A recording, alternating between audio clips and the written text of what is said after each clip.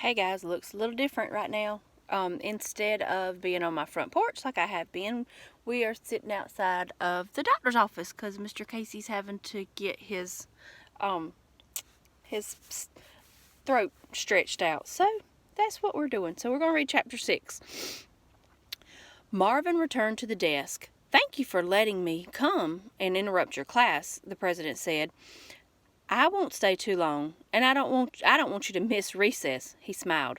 "We don't care," shouted Stewart. "Stay as long as you want." Miss North gave the look to Stewart. Miss North said, "We'll get recess after you go away," said Nick. Miss North gave the look to Nick, too.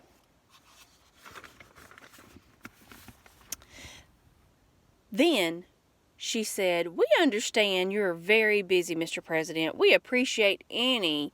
There was a jar filled with marbles on Mrs. North's desk. As Miss North spoke, her hand swept across her desk and knocked the marble jar over. The marbles spilled and rolled off the desk and bounced on the floor. The children in the front row scrambled to pick up the rolling marbles. The president helped too. Miss North's face was as red as the post in front of Marvin's house. The children put the marbles back in the jar. "I'm so sorry," said Miss North. The president dropped 2 marbles into the jar, plop, plop, and said, "No problem." Everyone settled back into their seats. "You're probably wondering why I've come here today," said the president. Marvin had been wondering that. "Well, I want to talk about what it means to be a good citizen." Who knows what a citizen is? Lots of hands went in the air. Marvin didn't raise his hand. He thought he knew what a citizen was, but he didn't know how to say it. "Yes," said the president, looking at Melanie. "A person?" said Melanie. "Very good answer," said the president. "A citizen is a person, but there is a difference between a person and a citizen." Melanie shrugged. "Anyone know?" asked the president. Let's see what a good citizen is. Some hands started to go up and then came back down. Clarence raised his hand. "Yes?" said the president. "Do you have a dog?" asked Clarence. "Yes, I do," said the president, "but that's not what we're talking about now." That sounds kind of familiar, doesn't it? Miss North gave the look to Clarence. "Who can tell me the difference between a person and a citizen?" the president asked. "How about you, Marvin?" Marvin couldn't believe it. The president had remembered his name. He tried to come up with an answer. He didn't want to let the president down. Well, if you're a person, it's like you're alone. A citizen's part of something bigger, like a country. He didn't know if that made sense or not. "Exactly right," said the president.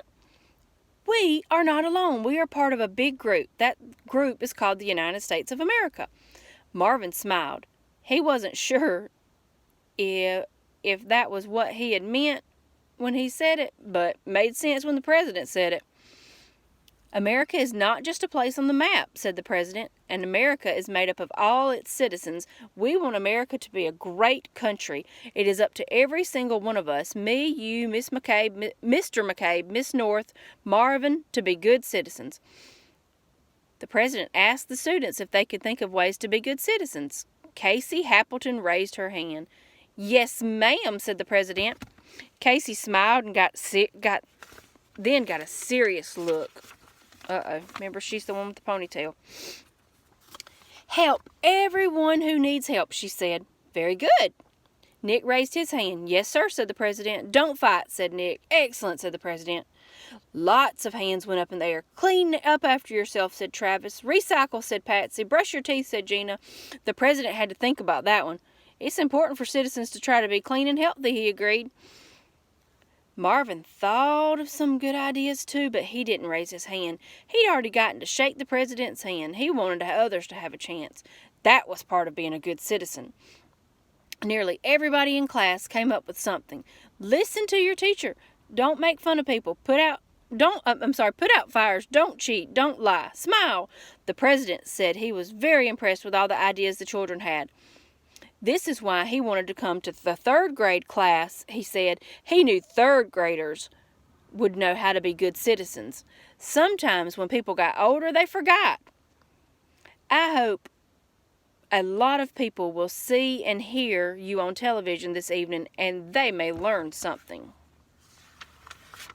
And that's chapter 6.